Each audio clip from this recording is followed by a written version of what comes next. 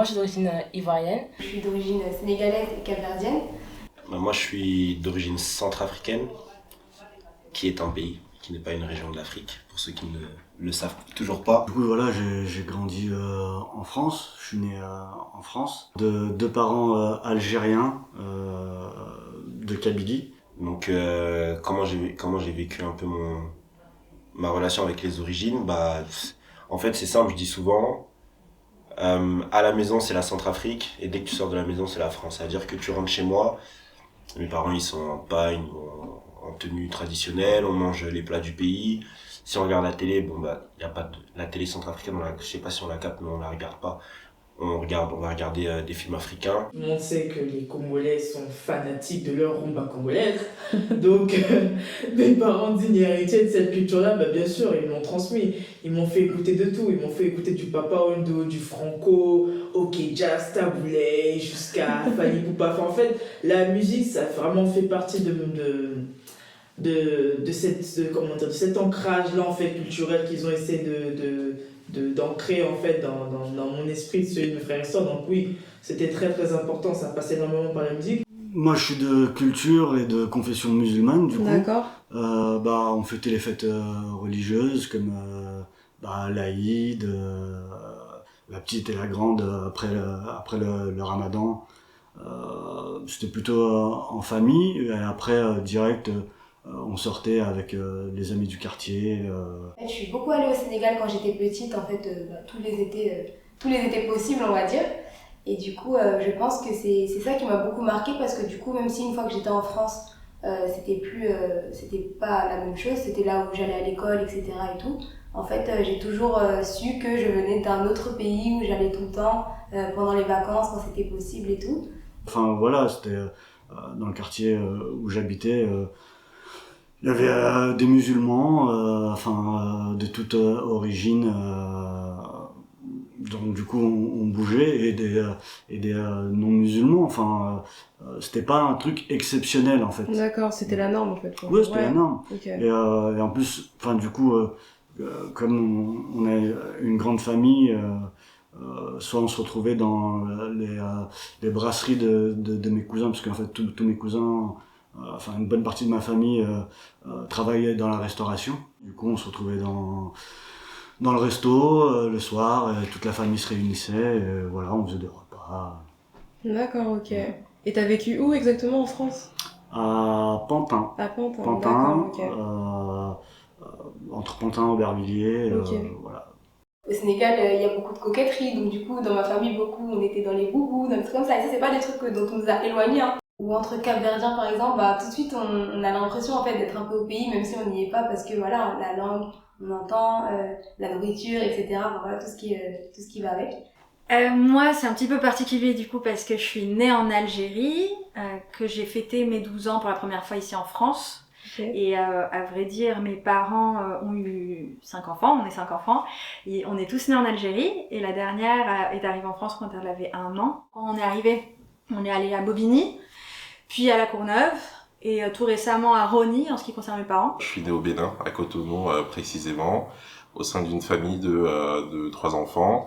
Une enfance très heureuse avec mes frères, avec ma famille, les amis également, des valeurs très très importantes, en tout cas en Afrique. J'ai étudié au Bénin jusqu'à mon baccalauréat, j'ai fait quelques années d'études supérieures, et donc je suis venu en France à ma vingtaine à peine passée pour y poursuivre mes études.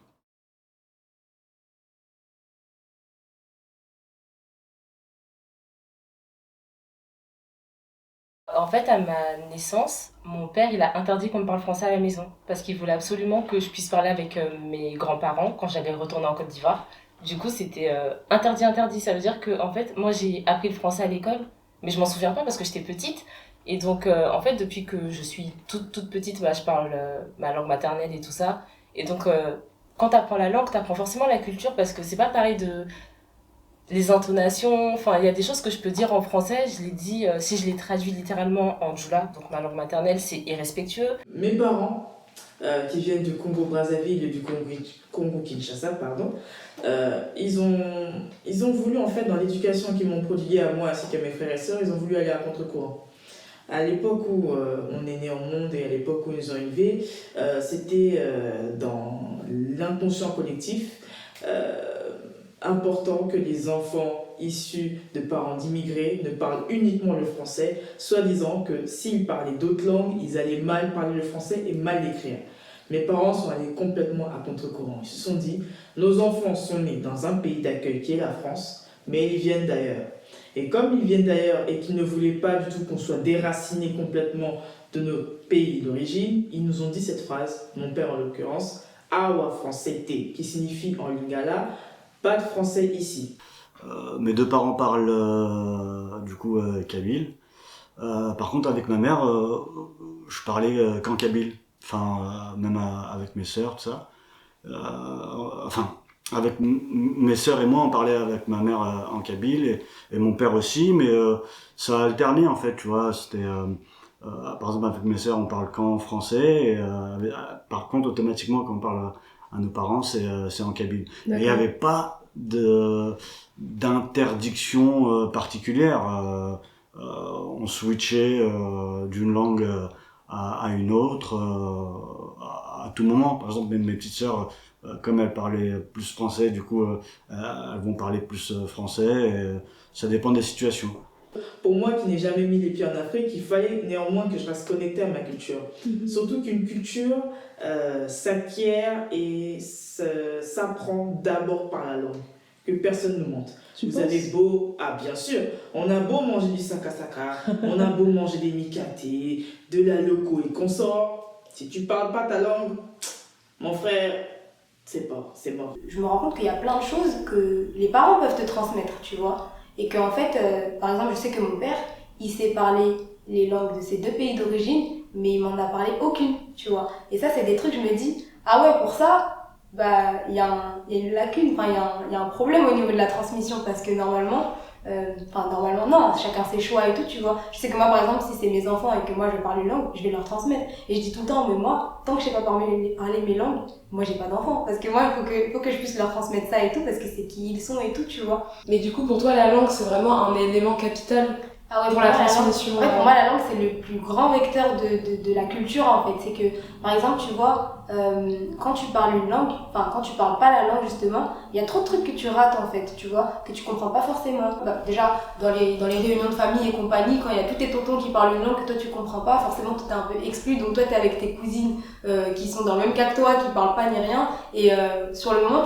tu penses que c'est pas un problème et tout, mais quand tu grandis, tu te dis, mais en fait, il y a plein de trucs que je connais pas et que j'aurais pu connaître, ou même aujourd'hui, j'ai du mal à m'insérer dans un certain cadre parce que j'ai ce truc-là en moi et tout. Souvent, les personnes que j'ai eues à interroger auparavant, elles me disaient qu'elles avaient notamment ce lien avec la langue. Toi, tu l'as eu ou pas? Depuis petit, quand tes parents parlaient, je sais pas c'est quoi d'ailleurs la langue en... C'est le sango. Ok. Après, bon, ma mère, elle dit que quand on était petit, avec notre père, on se moquait d'elle quand elle nous parlait en sango. Okay. Donc elle a arrêté de nous parler en sango. Je lui ai dit, on était petits, tu vois. Donc, on parle pas sango, on comprend. Je peux dire des trucs basiques en sango. Mais après, on va dire que je suis fluent, tu vois. Je parle mieux anglais que je parle sango. D'accord, ok. Mais après, c'est quelque chose qui est dans ma tête, tu vois. Je suis adulte, c'est à moi de faire le travail pour apprendre ma langue de mon pays.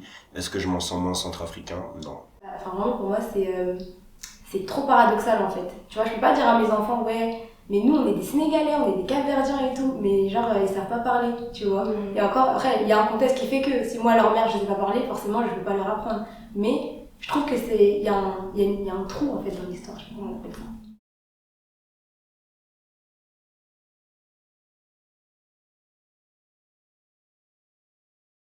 Je pense qu'on a tous un événement où en fait on t'explique que toi t'es noire en fait et t'es pas française parce que t'es noire, tu vois. Bah, à la maternelle, j'ai tout de suite compris que j'étais différente. Tout de suite. Comment? Bah, mes cheveux.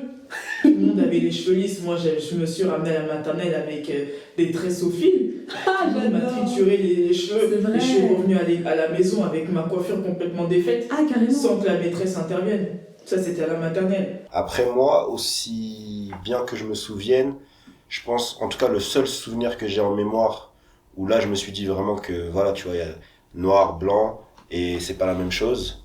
Je crois qu'on était en école primaire, donc j'étais en région parisienne, à Savigny-le-Temple. Et il y avait Spider-Man qui était sorti au cinéma. Donc on est tous allés voir Spider-Man. Et du coup, en revenant de Spider-Man, bah, logiquement, tu vois, tous les petits, on commence à jouer à Spider-Man. Du coup, moi, je dis, bah, vas-y, c'est moi Spider-Man. Ils m'ont dit, mais non, tu peux pas, t'es noir. J'ai dit, ok. Et du coup, la première fois que j'ai compris que j'étais noire, on va dire, j'étais en 6e, on faisait le cours sur la citoyenneté, donc la nationalité, français, droit du sol, droit du sang, tout ça. Et notre prof, il aimait bien nous faire des trucs pour qu'on comprenne par nous-mêmes une notion. Et du coup, il nous pose la question, est-ce que pour habiter en France, on est obligé d'être français? Et nous, on dit, bah oui, t'as pas le droit d'habiter dans un pays si t'as pas la nationalité. Il fait, ok, alors tous ceux dont les parents n'ont pas la nationalité française, vous sortez de la classe. Et du coup, là, les gens, ils sortent, tout le monde. Enfin, et dans ma classe, il reste que les blancs et moi. Et en fait, moi, j'étais dans un collège dans le 18e, on était très mixés, tu vois, genre vraiment, il y avait de tout dans ma classe. Et tout le monde sort, et donc, il reste les blancs, moi. Et là, il y a un mec qui sort, il dit, mais Téné, sors! Je lui dis, bah non, pourquoi tu veux que je sorte? Il fait, mais sors! Tes parents, ils sont pas français. Je lui dis, bah si! Il fait, mais non, t'es noir! Tes parents, ils sont pas français! C'est plus tard que j'ai pris conscience que, ouais, à partir de ce moment-là, je commence à avoir des différences. Par exemple, dans les livres d'école, bah, tu vas pas voir de noir. Jusqu'à arriver, je crois, c'est en CM1. En CM1, on commence à aborder l'esclavage. Première choc. Parce que la première image que tu vois de toi dans l'éducation nationale, c'est une image dégradante un peu, entre guillemets. Ouais. Enfin, même pas entre guillemets, c'est une image dégradante, choquante. Et en fait, mon prof, il parle pas. C'était vraiment le genre de prof, il pouvait nous laisser une demi-heure le temps qu'on comprenne tout seul un truc, tu vois. C'était sa méthode un peu, tu vois. Donc, en fait, il regarde la conversation, il dit pas oui, il dit pas non, il explique rien. Et puis, au bout d'un moment, j'avais tellement de pression de... En plus, c'était ceux qui étaient dehors qui me disaient de sortir. Ceux qui étaient assis à côté de moi, c'était pas leur souci. Mais ceux qui étaient sortis, ils disaient mais sors. Du coup, au bout d'un moment, bah... Je t'interromps, mais la majorité des gens qui étaient dehors, c'était des noirs, des Ouais. arabes, des gens qui étaient dehors, c'était des noirs, des arabes, des asiatiques. Il y avait quelques blancs, mais en fait, c'était genre, ouais, ma mère, elle est américaine, elle est venue en France... elle est venue en France pour rejoindre mon père ou ce genre de truc. Et je me rappelle que je crois dans le truc, c'était si au moins un de tes deux parents n'était pas français, tu sors. Au bout d'un moment, je finis par sortir. Et en fait, sur le coup, je sais pas que ça me marque, mais ce soir-là, quand je suis rentrée chez moi, j'étais en mode maman, est-ce qu'on est français? Et puis c'était à l'époque, tu vois, c'était genre 2006, 2007, il y avait beaucoup de vagues de rapatriement. Et c'était à une époque où quand les gens se faisaient rapatrier, ils le disaient au journal, aujourd'hui, tant de personnes ont été raccompagnées à la frontière. Et du coup, moi, je me disais, mais waouh, on va me mettre dans un camion comme ça si on n'est pas français et tout. Et du coup, je fais, maman, est-ce qu'on est français? Elle me dit, oui. Je fais, t'es sûre, hein? Elle me dit, bah oui. Je fais, je peux voir ta carte d'identité? Genre, j'étais agent de la douane. Du coup, elle me montre sa carte d'identité. Mais je me rappelle que j'étais tellement pas sereine que cette année-là, j'ai insisté pour avoir moi ma carte d'identité. Un jour, je vais postuler pour chercher un job étudiant, donc je suis en costume, je suis propre sur moi, il y a plein de touristes. Il y a une quinzaine de policiers qui m'entourent, qui me demandent si je suis français, qui me demandent mes papiers, alors que je pense que j'étais plus français que la plupart des personnes sur le quai ce jour-là. J'ai plusieurs cultures, entre guillemets, donc il y avait la culture kabyle chez moi, avec ma famille, la culture du quartier avec tous les autres personnes qui vivaient au sein du quartier, des Français de souche entre guillemets, des Algériens, Marocains, Maliens. Il y avait cette identité-là qui primait par rapport à tout le reste. On a grandi dans cette mixité. C'est plus en sortant du quartier. Oui, d'accord. Donc c'est ça qui est différent. Ensuite, au collège, mes parents ont fait le choix de me mettre dans des écoles privées.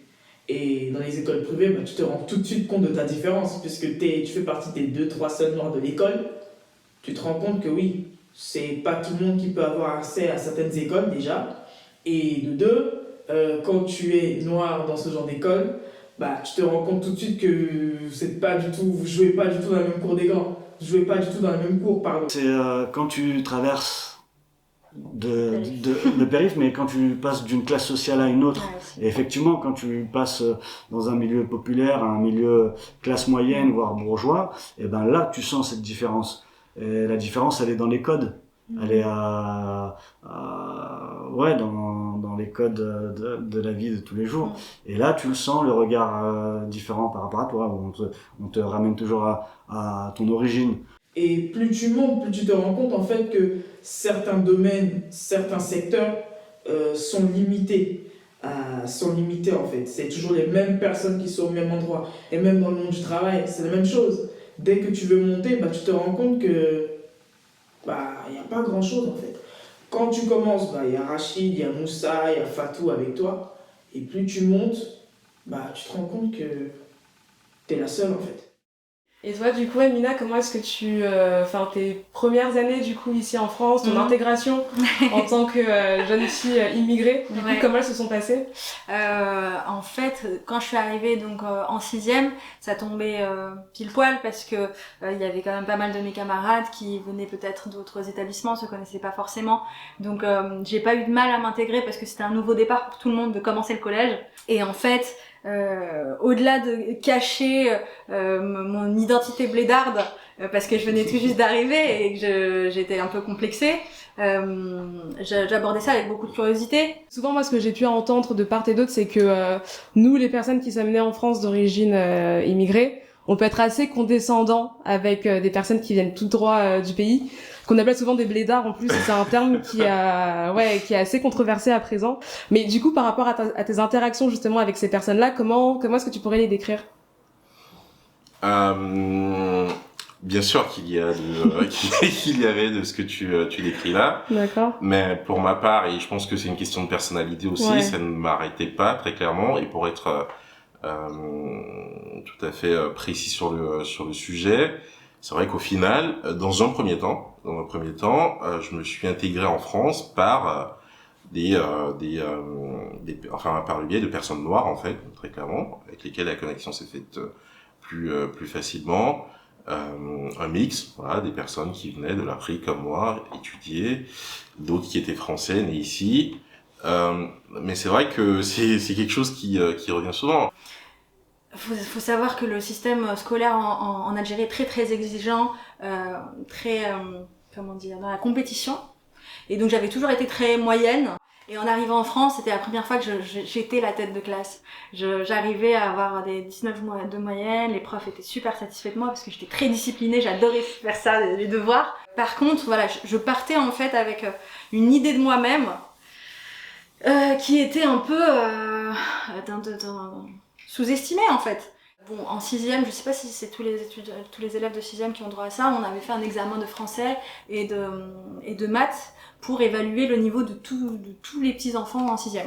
Pour moi, les maths c'était facile, mais il me manquait encore du vocabulaire que j'utilisais pas du tout à l'école. On parlait pas français en Algérie à l'école, donc là, je mettrais les consignes, c'était un peu difficile pour moi de les comprendre. Et là, typiquement, t'avais une consigne organiser ces chiffres en nombre, croissant et décroissant. Et donc moi je fais croissant, décroissant, qu'est-ce que ça veut dire exactement, qu'est-ce que ça peut vouloir dire? Donc j'essaye de déduire sans poser la question au prof et tout, parce que sinon c'est dévoiler la réponse. Et au bout d'un moment je me dis, je suis à côté de Lionel, je vais regarder vite fait comment il y répond, et comme ça je vais comprendre si c'est du plus petit au plus grand, ou du plus grand au plus petit. Je jette un œil, je me dis ok, la mort dans l'âme, vas-y je copie. Une semaine ou 2 semaines plus tard, quand on nous rend les copies, je vois Lionel qui reçoit la sienne, qui étudie, qui regarde le truc. Oh non, je confonds toujours les deux! Et moi je me dis, merde, putain, mais j'aurais dû me croire moi, j'aurais pas dû copier sur lui, mais pourquoi? Il a fallu que je me dise, Lionel, il sait mieux que moi, en fait. Lionel, c'est son pays, il capte tout, donc voilà. Et dès lors, je me suis dit, bon, fais-toi un petit peu confiance, tu vas avoir de bonnes notes, ça va aller. Et en fait, ça a été une quête.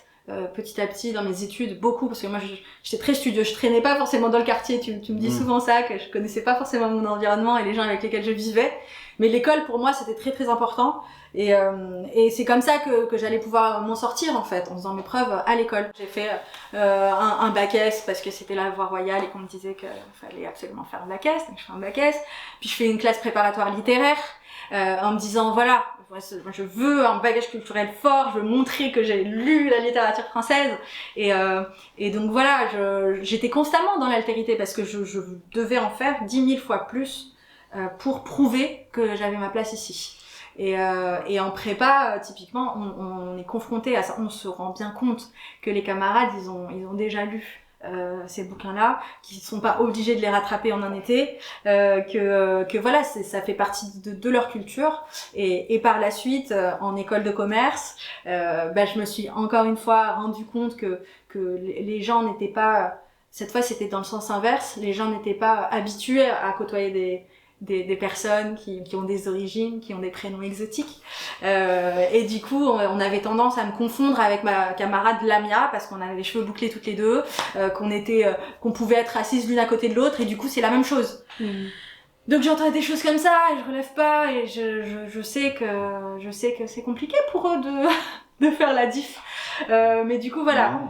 Enfin bref, j'essaye de me mettre à leur place. Et en fait, voilà, l'altérité, ça a été une expérience vécue au plus tôt.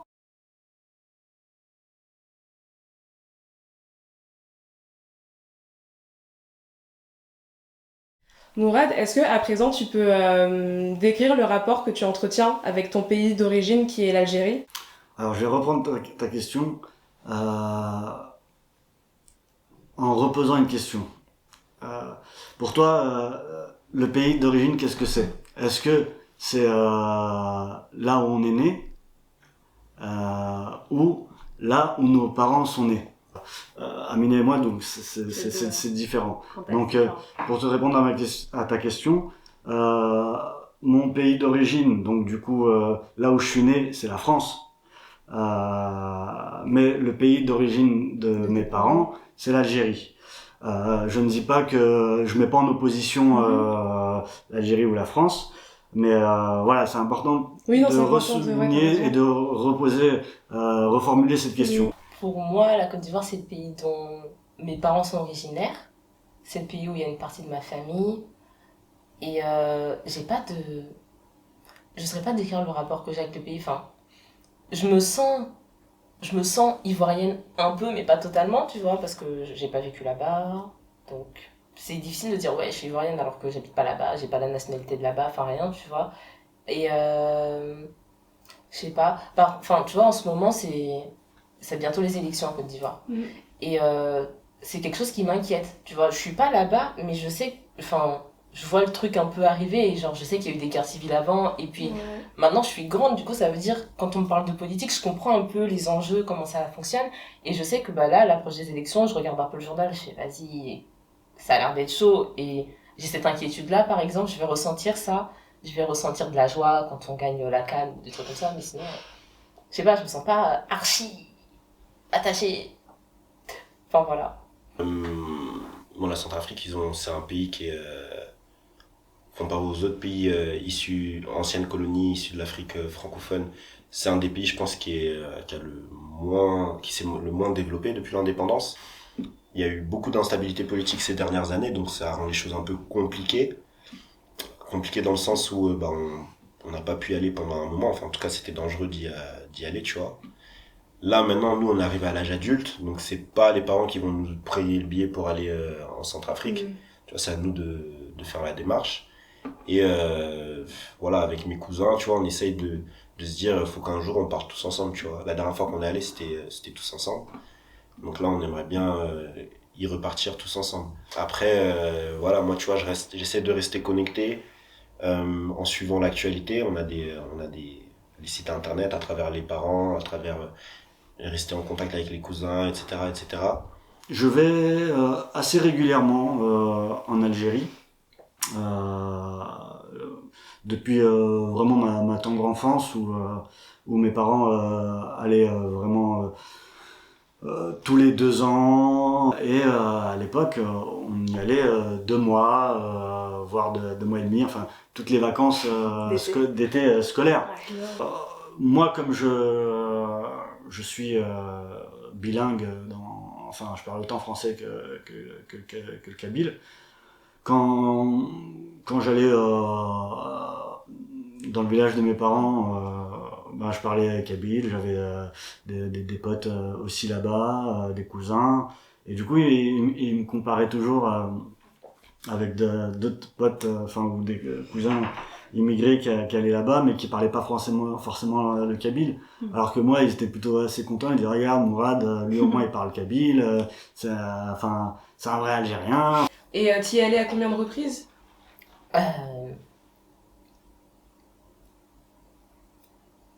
6, je crois. Pas mal. Ouais. Et c'était quand la dernière fois? J'avais 13 ans, donc ça fait 11 ans. Ça fait 11 ans, ok. Je crois que c'était moi aussi la dernière fois. Je crois que je vais avoir entre 13 et 14 ans, donc ça fait une décennie. Je pense que si je compte, j'ai dû y aller, là j'ai 25 ans, je pense que j'ai dû y aller une quinzaine ou peut-être une vingtaine de fois. Moi je suis née au mois d'août et je sais que j'ai fait quasiment tous mes anniversaires à Dakar du coup. Et dès la première année, en fait, dès que j'ai eu 1 an, on était à Dakar, j'ai fêté mes 1 an là-bas, j'ai marché là-bas, après on est retourné l'année d'après, et après on est allé chaque année donc avec ma grande sœur jusqu'à ce que j'ai 11 ans. Ensuite j'y suis retournée à 12 ans, 15 ans, 17 ans, 19 ans, 20 ans, etc. et tout. Et en fait, maintenant que je suis grande et que je voyage toute seule et tout, en fait, je fais pas une année sans y aller, quoi. Du coup, je peux dire que ouais, je suis allée pas mal.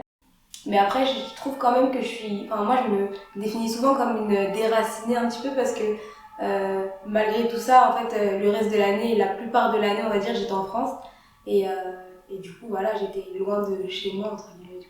T'as pas le même rapport quand t'es enfant et quand t'es adulte, parce que, tu sais, j'ai 10 ans, je suis petite, je joue avec mes cousines et tout, tu sais pas les problèmes de la vie, machin, tu sais, t'es là, tu joues le matin, tu cours derrière des papillons, tu vois des lucioles, waouh, y en a pas en France, ouais. Enfin, c'est tout, tu vois, c'est... Enfin voilà, je sais que moi j'étais très contente quand on allait en Côte d'Ivoire, j'étais très contente de voir mes cousines, très contente de voir mes grands-mères. Après, par exemple, ma grand-mère paternelle, elle habite à Grand Bassam.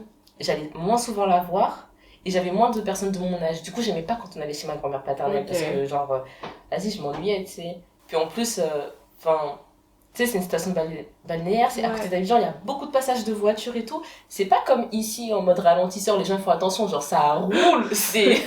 Non, mais c'est vrai, c'est à base de. Vas-y, il y a pas de limitation, les gens en pleine ville ils roulent comme des malades. Du coup, j'avais en plus pas le droit d'aller dehors, alors que moi c'était mon truc préféré quand j'allais chez ma grand-mère maternelle. Elle habite dans une petite cuvette entre 2 montagnes, il y a personne, il y a une voiture qui passe dans la semaine, tu vois. Il est 23h, tu vas jouer dehors avec tes cousins, mais tout le monde s'en fout de ta vie, personne te demande où tu vas, t'es qui, pourquoi, comment. Et j'aimais trop ça, tu vois. Donc ça, c'est un truc que j'aimais beaucoup. Et il n'y a pas grand chose que j'aimais pas, il y a juste que j'ai la phobie des insectes, du coup il y avait des choses. C'est un autre niveau, les insectes au pays. Non, il y a une fois, il y a un cafard, tu sais, les gros cafards qui volent là. Il est tombé là. Ils ont traumatisé tellement de gens, ces cafards. Il est tombé là. J'ai déménagé chez ma tante.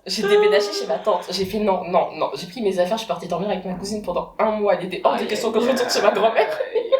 J'y allais vraiment régulièrement et petit, parfois ça me plaisait, parfois ça me plaisait pas parce que voilà, c'est vraiment le village où tu t'ennuies.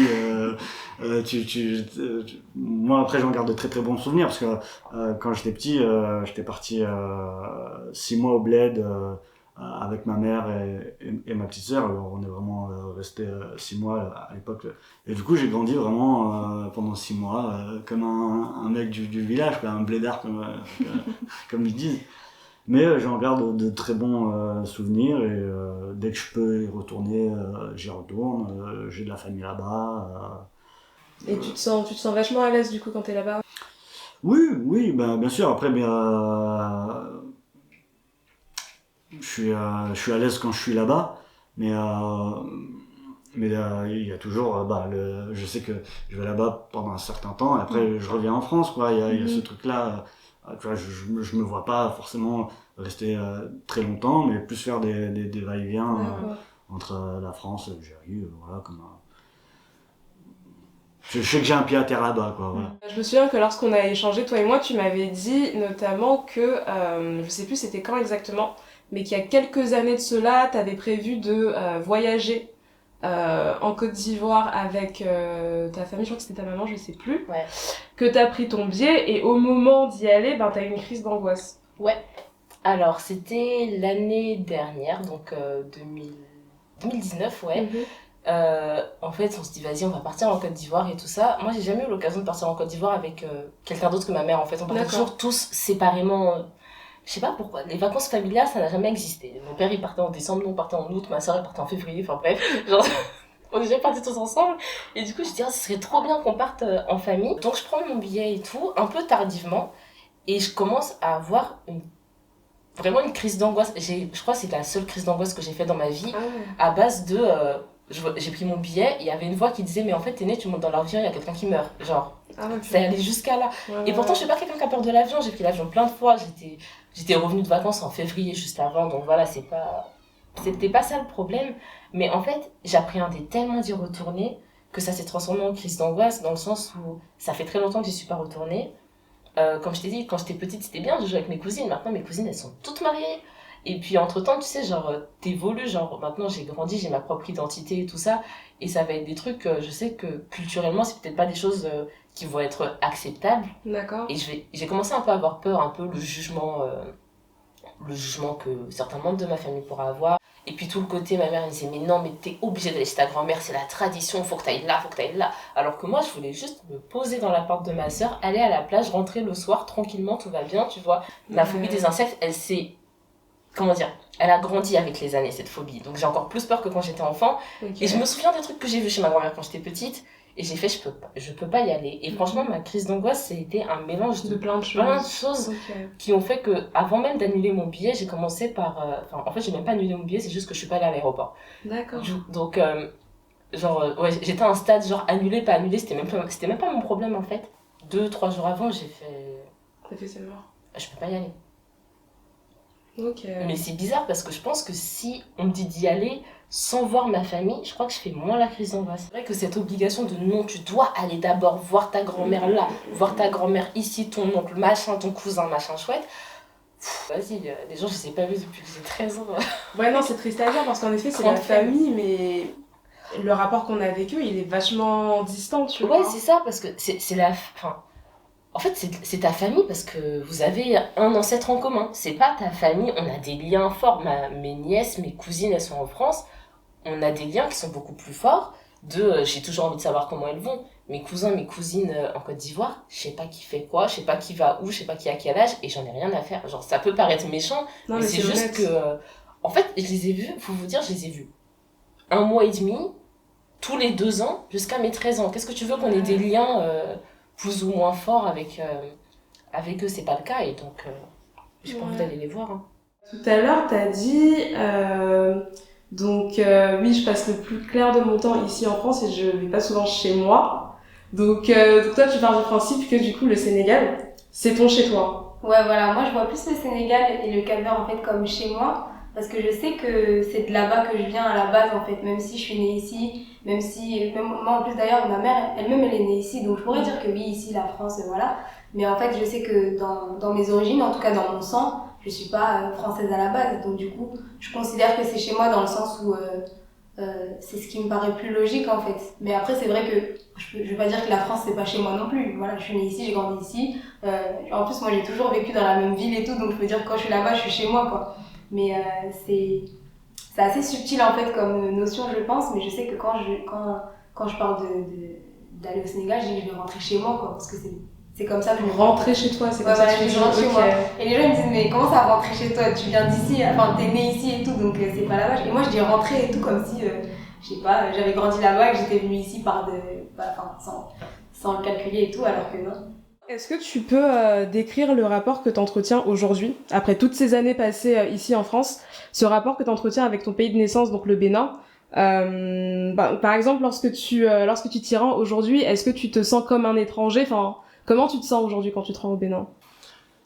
C'est très simple, en réalité, je suis franco-béninois ou bénino-français, en fonction d'eux. Je me sens très bien dans les 2 pays. J'ai la chance d'avoir ma famille qui vit toujours au Bénin, donc voilà, j'ai toujours une attache à Cotonou. J'ai quelques amis qui y vivent encore. C'est vrai que pour la plupart ont pas mal bougé aussi. Certains vivent dans d'autres pays africains, en Europe ou en Amérique du Nord. Donc voilà, je garde de très bons liens avec la terre qui m'a vu naître.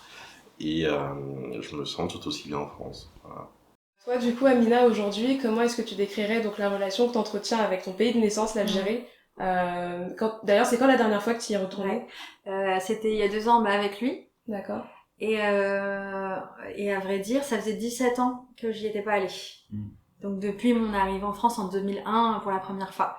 Nous, on n'avait pas, c'est vrai, ce fonctionnement-là où avec le tonton du bled, on redescend tous les étés, passer en Algérie, des choses comme ça. Du coup, on a passé des années en fait sans y aller. Mon père y retournait de temps en temps, mais finalement pas aussi régulièrement que tes parents.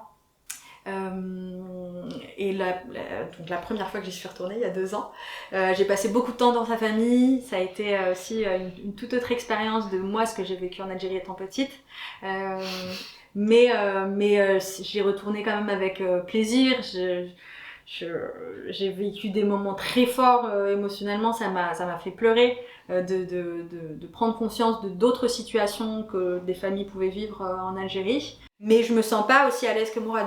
Je me sens pas aussi à l'aise que Mourad parce que moi, même si j'ai pratiqué le kabyle pendant quand même toute ma primaire avec mes camarades, j'ai quand même sacrément gommé la langue en arrivant en France parce que on pratiquait pas tellement à la maison, alors que mes parents parlent kabyle parfaitement. Hein, et il y a un retour vers le kabyle parce qu'ils se rendent compte que finalement on a arrêté de le pratiquer en arrivant là. Donc ils nous disent c'est important, vos petits enfants, faut pouvoir le transmettre, des choses comme ça. Donc on a envie de retrouver ça. Mais c'est vrai qu'on a arrêté de le pratiquer et c'est malheureux et ses parents me tapent sur les doigts régulièrement pour que je le pratique, que je parle en kabyle notamment avec sa mère et avec Mourad des fois voilà il m'entraîne pour que ça revienne en fait et c'était agréable d'y retourner même si j'étais un peu muette et que j'écoutais beaucoup ce qui se disait autour avec difficulté parfois. Mélissa, est-ce que tu pourrais me décrire le rapport que tu entretiens avec tes 2 pays d'origine, les 2 Congos? Ces rapports-là, ils sont purement spirituels, dans la mesure où le seul lien que j'ai avec ces 2 pays, c'est déjà une langue, le lingala, qui est parlé à Brazzaville et à Kinshasa. C'est ce seul lien-là que j'ai avec ces 2 pays-là. C'est en fait à partir de la langue que je peux comprendre en fait ce qui est dit, comme j'ai cité tout à l'heure, dans les films cinématographiques dans lesquels j'ai grandi, la musique et tout ce qui a trait en fait à cette langue-là. C'est ça en fait qui me connecte en fait à ces 2 pays. Mais j'ai pas de rapport physique comme tel, comme certains afrodescendants qui ont eu l'occasion d'aller en Afrique, j'ai pas ce lien-là. Parce que toi, tu n'es jamais parti... Je n'ai jamais quitté l'Europe. D'accord. Jamais. Donc ce lien-là est purement spirituel et purement linguistique, si je puis dire. D'accord, ok. Non, mais je trouve ça très intéressant et parce que ça me fait penser, en effet, comme je le disais tout à l'heure, que lorsqu'on était ensemble au lycée, tu parlais beaucoup, en effet, de tes pays d'origine. Et j'ai été extrêmement surprise le jour où tu avais dit que tu n'y avais jamais mis les pieds. Et ça me faisait un peu rire parce que je me disais, mais comment est-ce qu'elle peut parler d'une chose qu'elle n'a pas vécue? Mais toi, ce que tu viens de décrire, c'est que même si tu n'y as jamais mis les pieds, ça ne t'empêche pas d'avoir un lien très très fort en fait, surtout au travers de la langue. Bien sûr, ça ne m'empêche pas. Je prends l'exemple de Malcolm X. Malcolm X n'avait jamais mis les pieds en Afrique, il a mis les pieds en Afrique peu de temps avant sa mort. Mais pourtant, dans sa philosophie de vie, dans la philosophie même de Malcolm X, il liait toujours le combat qu'il menait pour les Afro-Américains à celui des Africains du monde entier. Et il a mis les pieds en Afrique peu de temps avant de mourir. Donc je me dis, croire qu'on peut avoir un lien avec ces pays d'origine seulement en y allant, je trouve que c'est un peu réducteur. Est-ce que tu penses qu'il faille absolument avoir une relation physique avec son pays d'origine, soit en s'y rendant assez régulièrement ou en parlant, je sais pas, la langue de ses parents pour se sentir appartenir à ce pays et avoir le droit de le revendiquer ou pas? Non, parce que sinon ça voudrait dire qu'encore une fois on fait une distinction entre les descendants d'un certain pays nés ailleurs et les gens sur place. Après je sais que ça va énerver certaines personnes, mais en fait il n'y a pas de vrai, de faux, tu vois, il n'y a pas de vrai centrafricain, de faux centrafricains, etc. Il n'y a pas des niveaux de classification périodique des Africains. C'est juste que on a un continent qui a une histoire, tu vois, et l'histoire, malheureusement, parce que c'est pas une belle histoire, elle s'est pas faite que sur notre continent. Nous, aujourd'hui, en tant que descendants africains qui vivent dans d'autres pays, on est la résultante d'une histoire, d'un passé, des trucs de colonies, de voilà, tu vois, tout ce qui s'est passé.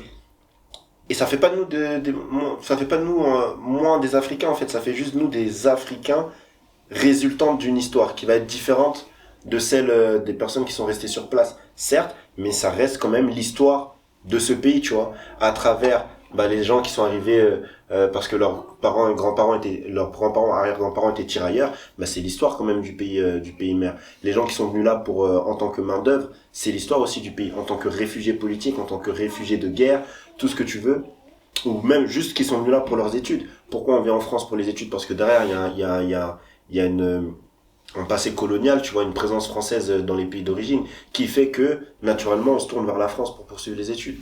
Donc là encore, on est la résultante d'une histoire. Et après, il faut juste qu'on ait conscience de ça, et qu'eux aussi ils aient conscience de ça, et qu'on sache on est tous frères et sœurs. Et au final, voilà, si demain tu veux rentrer dans ton pays et voir comment c'est sur place, fais-le. Mais quand t'es sur place, même si les gens vont dire, ils vont se moquer de ton accent, ou des petits trucs, tu vois, ne te sens pas moins africain qu'une personne qui était sur place. Dis-toi juste que ton histoire de l'Afrique, tu racontes une autre histoire de l'Afrique. D'accord? Et t'es le témoin d'une autre histoire de l'Afrique. Donc vas-y en ayant conscience de ça et sois fier d'être qui tu es à l'heure actuelle, tu vois.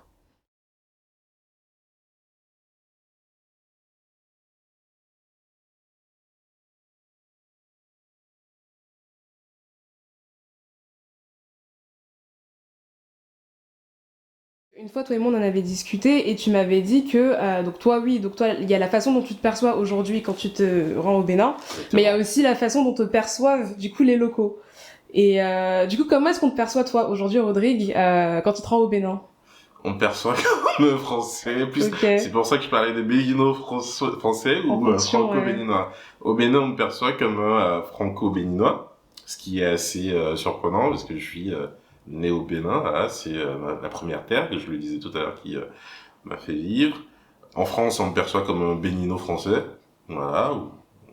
Mais très bien, et ça me semble logique. J'ai vécu au Bénin avant d'aller de m'installer en France. C'est vrai que le regard des personnes vis-à-vis de moi a changé, ce qui est logique parce que j'ai été j'ai reçu de nouvelles influences. Je vis en France depuis plus de 12 ans.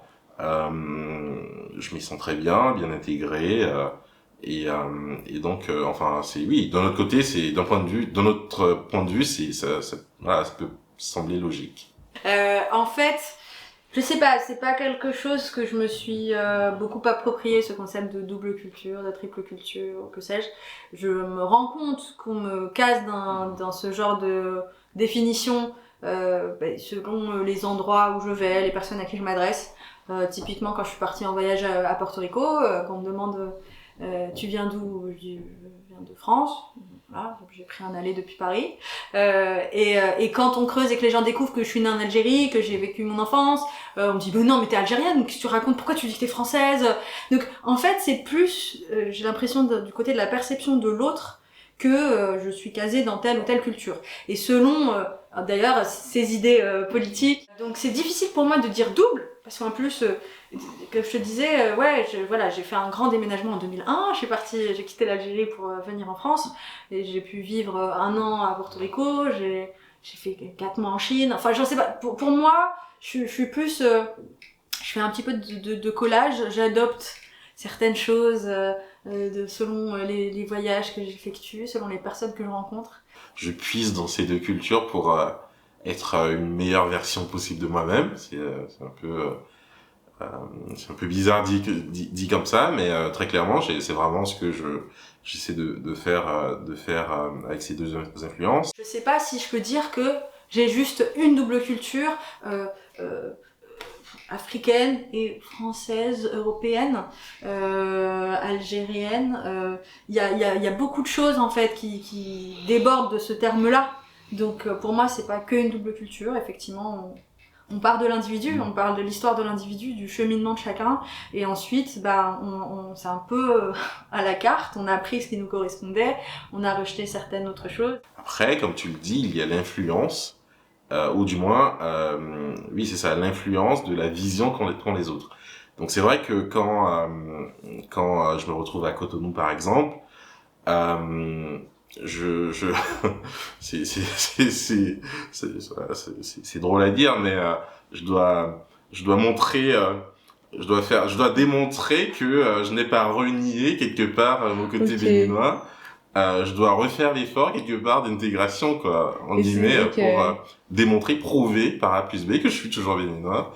Donc c'est toujours marrant, c'est toujours drôle. C'est quoi, par exemple, démontrer que t'es toujours...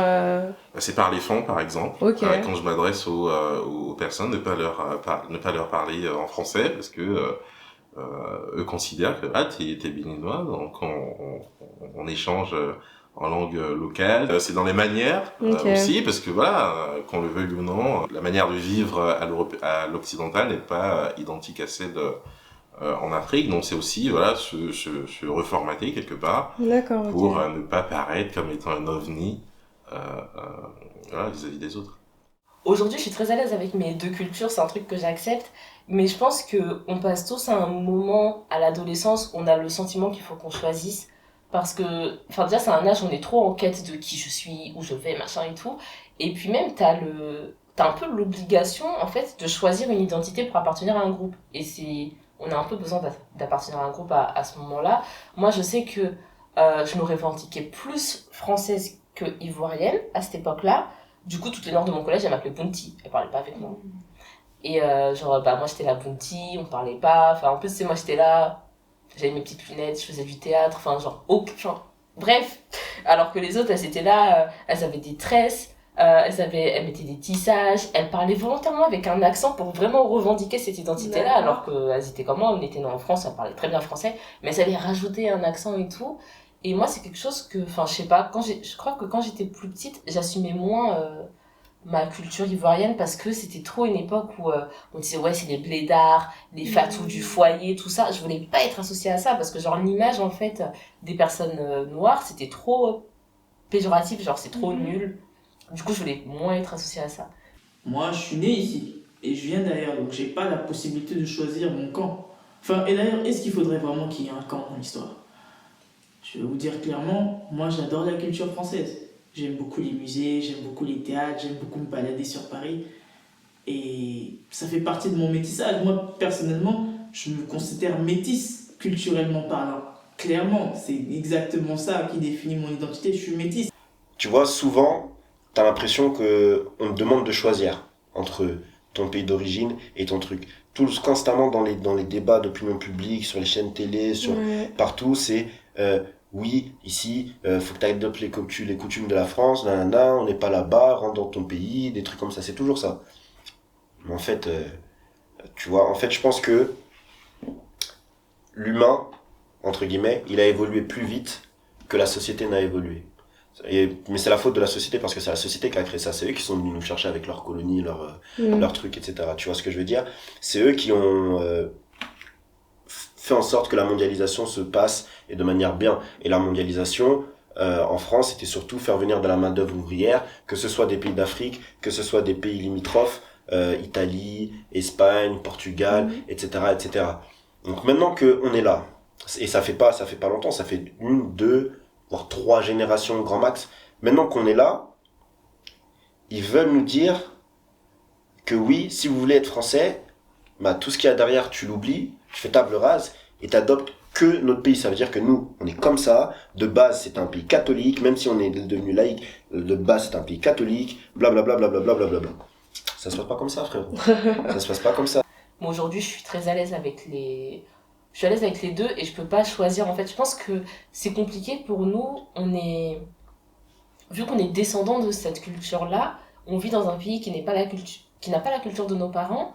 On peut pas dire je suis ça ou je suis ça, on est forcément un mélange des deux parce que quand on est dehors on a la culture française mais quand je suis à la maison ma culture elle est ivoirienne et je peux pas faire genre je choisis parce que c'est pas faisable tu vois. Je sais qu'il y a des choix que je fais dans ma vie qui sont plus en accord avec la culture française, il y en a d'autres qui sont plus en accord avec la culture ivoirienne et tout ça. Donc ouais, non je peux pas choisir, je suis un mélange et ça me va. J'aime les tresses, j'aime pas mal d'aspects de ma culture, de mes cultures congolaises. Mais n'allez pas me faire manger du kwanga ou de la logo. Moi, j'aime pas ça.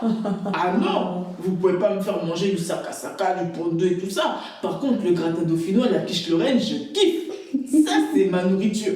Ça, c'est ma nourriture. Ouais, un métissage très particulier, quoi. Bah écoutez, les enfants métis, quand ils sortent métis à leur façon. Il y a des métis qui sortent foncés et qui ont les cheveux frisés façon métis. Il y a des métis qui sont très clairs. Chaque métissage est différent. Moi, mon métissage, pour vraiment le voir, regardez seulement comment je mange. Vous constaterez que oui, cet enfant-là n'est pas de... Hein? Cet enfant est de Paris. Voilà, tout simplement. Aujourd'hui, c'est rare que tu marches dans la rue et tu vas trouver quelqu'un qui est français, vraiment pure chose, de A à Z.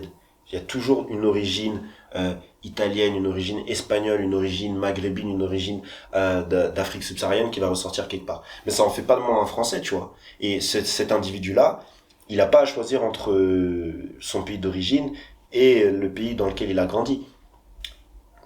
Je parle la langue de Molière, j'écris dans la langue de Molière, je connais l'histoire, je connais la Marseillaise, je connais mon pays, je mange les plats, je connais les personnalités politiques, etc., etc.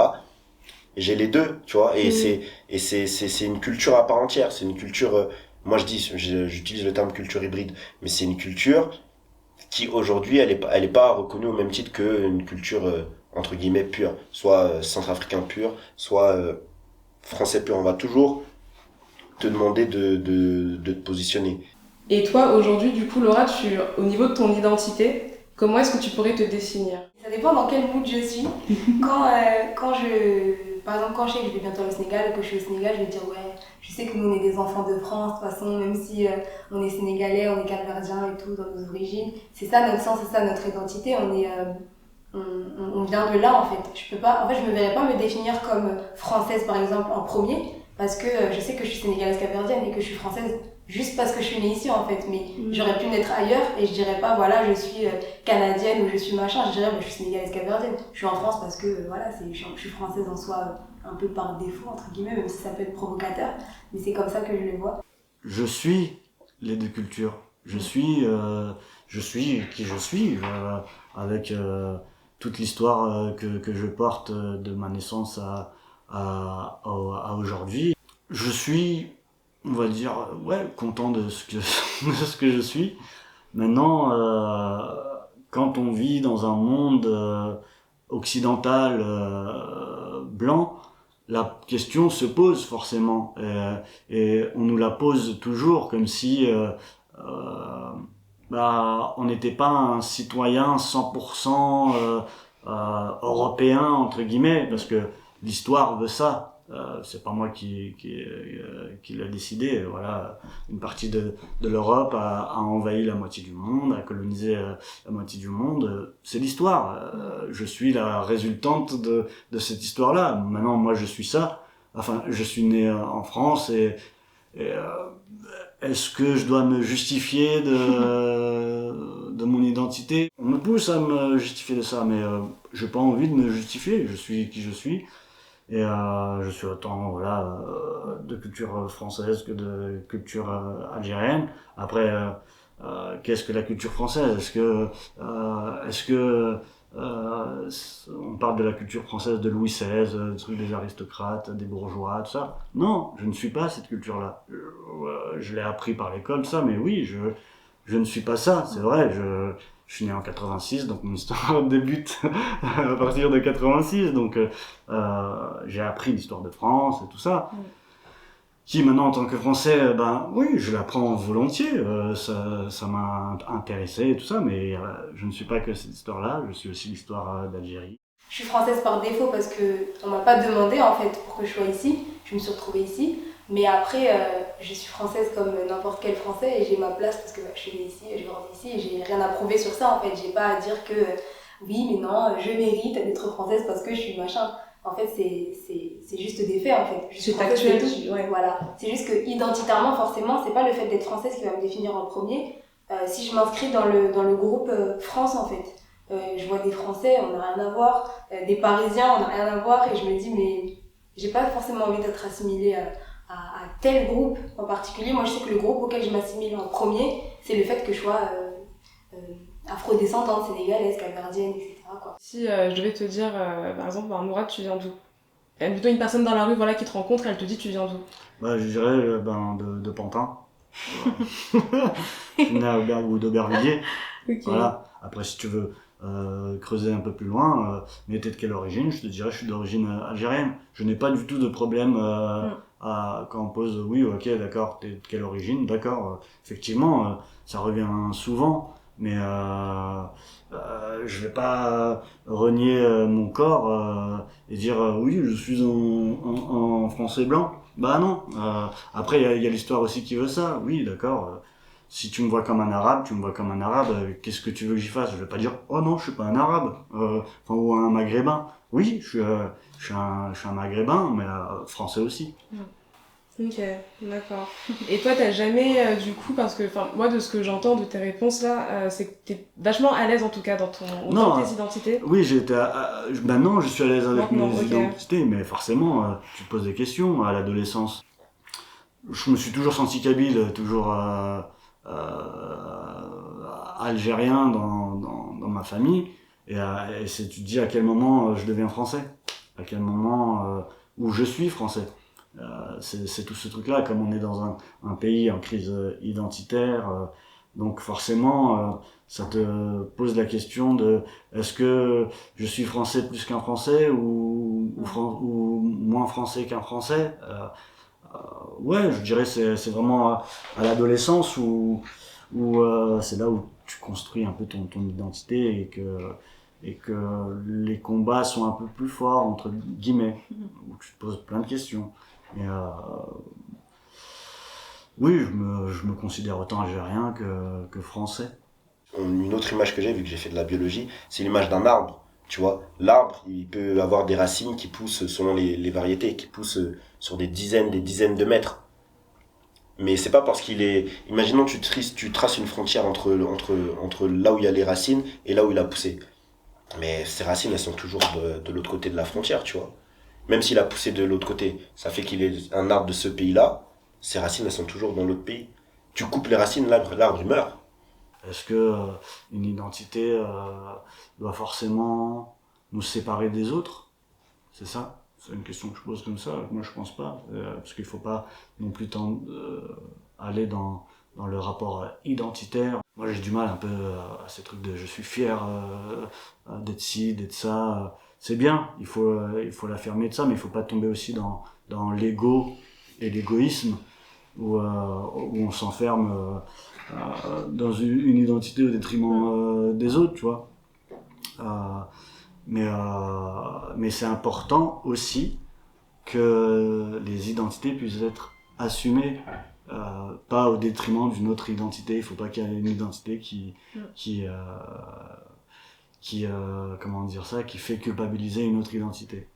Tu demandes à quelqu'un qui est issu de l'immigration de couper toute sa culture de son pays d'origine, c'est plus la même personne, tu vois. Et c'est au lieu de nous demander de choisir et d'éradiquer tout ce qu'on a en nous de notre pays d'origine, il devrait plutôt en profiter. Et tu vois, comme quand on était petit, moi j'avais un anniversaire, c'était des amis indiens, bah, j'allais là-bas, j'apprenais, tu vois, je goûte des nouveaux plats, des nouvelles musiques. Après je vais chez mon ami, il est vietnamien, c'est autre chose. Chez mon ami français, c'est autre chose, etc., tu vois. C'est magique, c'est beau, c'est pas dangereux. On nous pousse toujours à être dans un rapport d'opposition, mais de civilisationnel. Donc c'est un peu les relents du colonialisme qui ressurgit un peu sur le territoire français avec toutes ces communautés entre guillemets. Alors que pour moi, ce serait bien de créer quelque chose en commun, de faire un projet national. Mais avec toutes ces identités-là, pour moi, si la France continue comme ça, elle va droit dans le mur si elle prend pas en considération toutes ces personnes qui vivent au sein de son territoire et qui apportent une richesse culturelle et culturelle et des façons de voir totalement différentes. Moi, ça m'intéresse pas d'être dans un pays où tout le monde pense de la même manière. Moi, par exemple, quand je vais en Algérie, je suis content, mais Ouais, à un moment donné, je vois que des Algériens. Donc, moi, j'ai grandi dans un truc, dans un territoire où, ouais, j'ai envie d'être confronté à ma manière de penser, de changer, de voir d'autres choses. Sinon, je m'ennuie. Après, voilà, c'est ma façon de voir les choses.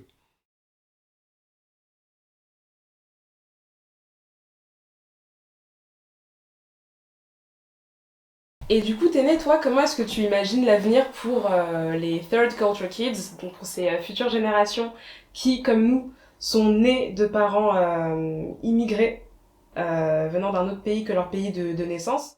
En fait, enfin, ça dépend. Si ce sont des enfants, genre nos enfants, on va dire, donc en fait, ils auront, enfin, leurs parents, ils seront pas immigrés, tu vois. Ouais. Donc, si leurs parents, c'est nous, Oui, tout à fait. c'est différent, tu vois. Ouais. Je pense qu'ils auront pas un très fort lien, par exemple, avec le continent africain, comme nous, on a pu avoir, parce que directement, nos parents nous ont mis ce lien, tu vois. Après, le rapport qu'ils vont avoir à la France, je sais pas. Enfin, tu parlais tu sais, des mouvements, genre Justice pour Adama, qui font que, bah, en fait, on est fatigué d'avoir à revendiquer tout le temps, mais je crois que c'est quelque chose de nécessaire. Bah, je pense qu'ils auront plus confiance en eux, dans la mesure où nous, on a un peu les enfants sacrifiés. C'est-à-dire que nous, on a dû passer par une longue période de connaissance, d'acceptation de nous-mêmes, de réellement comprendre que nous n'avions pas justement à voir et nourrir ce complexe d'infériorité. Nous, maintenant, on a fait ce travail. Mais nos enfants, grâce au travail qu'on a effectué sur nous-mêmes et grâce au travail qu'on est en train de continuer à effectuer sur nous-mêmes, nos enfants ne naîtront pas du tout avec ce complexe-là d'infériorité. Tu penses? Oui. Nos parents, quand ils sont arrivés en France, d'ailleurs on ne le dit pas assez, mais l'immigration volontaire, là, c'est pas que des gens qui sont arrivés sur des bateaux, c'est des gens qui ont été... Non mais il faut le dire, c'est des gens... La France leur a dit, venez, on a besoin de vous. C'est pas des gens qui sont arrivés en mode, oh mon Dieu, on quitte la misère, tu vois. C'est pas des personnes qui sont forcément venues se faire naturaliser. Et du coup, eux, quand ils sont arrivés, on leur a un peu fait comprendre que la France, elle les accueille, va falloir redescendre, d'accord, vous faites votre petit truc dans votre coin, vous êtes gentils, vous faites pas de bruit, tu vois. Et nous, on est nés en France, on dit, mais en fait, tu vas pas me dire de pas faire de bruit chez moi. Et du coup, on a déjà pas le même rapport, tu vois. Et du coup, je pense que c'est nécessaire parce qu'il faut que, on va dire, la France, même si c'est très abstrait, que ça veut rien dire, comprenne qu'elle peut pas avoir fait venir des gens volontairement et ensuite derrière vouloir les rabaisser et vouloir faire en sorte que leurs enfants, c'est-à-dire nous, on soit inférieurs à d'autres enfants qui seraient plus légitimes que nous. Donc ce combat, il est chiant. C'est fatigant en fait. Mais je crois que c'est nécessaire et je pense que ça va faire en sorte que les générations futures déjà n'auront pas à le faire. Moi, par exemple, quand j'étais enfant, à maternelle, j'ai pleuré quand on m'a dit que j'étais noire. Moi, étant donné que j'ai fait un travail sur moi d'acceptation de moi-même, ben, ma fille, je lui dirais, écoute, tu es belle en étant noire. T'as pas à te sentir moins belle ou moins ceci parce que tu es moins claire ou moins foncée que l'autre. Tu vois, il y a tout un travail qui est en train d'être fait. Notre génération, on fait ce travail-là d'aller vers nos cultures, d'apprendre nos langues, d'apprendre à aimer nos cheveux. Donc tout ce travail-là fait qu'ils auront plus de... Comment dire? Ils s'affirmeront peut-être plus que nous autres, je pense. Là, de plus en plus, vu qu'il y a Internet, les réseaux sociaux, les idées qui transvasent, on s'inspire beaucoup de ce qui se fait aux États-Unis. Je parle pour la communauté africaine. Et je pense qu'on va arriver petit à petit, parce que autour de moi, je vois plein d'initiatives qui vont dans ce sens-là, à construire les choses pour nous-mêmes et pour ceux qui viennent après. Par là, j'entends voilà, des gens qui réussissent dans un domaine, ils vont essayer de, au-delà de prendre des stagiaires, tu vois, faire des académies, faire des associations qui vont permettre aux jeunes de chez eux de voir déjà que y a quelqu'un qui leur ressemble qui a réussi là, et que c'est possible et leur donner les outils. Et je pense que c'est un peu ça, en tout cas ce qui va se passer dans les prochaines années sur toutes les industries. C'est-à-dire que les gens maintenant vont commencer à dire, faut que je montre à mes petits frères et mes petites sœurs que tu peux le faire. Tu vois. Même moi, je suis là, je dis, j'ai failli emmener une de mes petites cousines avec moi là tout de suite, tu vois. Donc toi, ça veut dire que t'imagines, parce que pour que ces personnes-là se sentent aussi à l'aise, comme tu le décris, il faudrait que le pays, donc ici en l'occurrence la France, soit un peu plus ouvert qu'il ne l'était à l'époque de notre enfance, par exemple. Moi, j'ai jamais évoqué le fait qu'ils seraient plus à l'aise que nous dans ce pays. Moi, j'évoque le fait qu'ils se sentiront plus en confiance par rapport à qui ils sont. eux-mêmes. par rapport à qui eux-mêmes. ils sont. D'accord, très Après, bien. s'ils seront plus à l'aise ou moins à l'aise dans ce pays, I don't know. Ok. And I don't think so. Mais en tout cas, ils seront beaucoup plus à l'aise et seront beaucoup plus confiants par rapport à qui ils sont. Et D'accord. s'ils sont plus confiants par rapport à qui ils sont, alors ils feront beaucoup plus et mieux encore que ce que nous on a pu faire. D'accord, je vois la nuance. D'accord, très bien.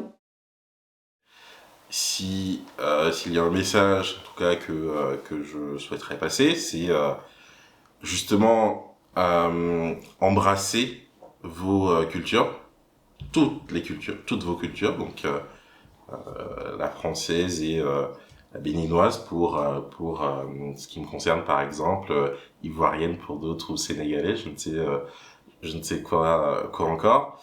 Embrassez toutes vos cultures, explorez-les.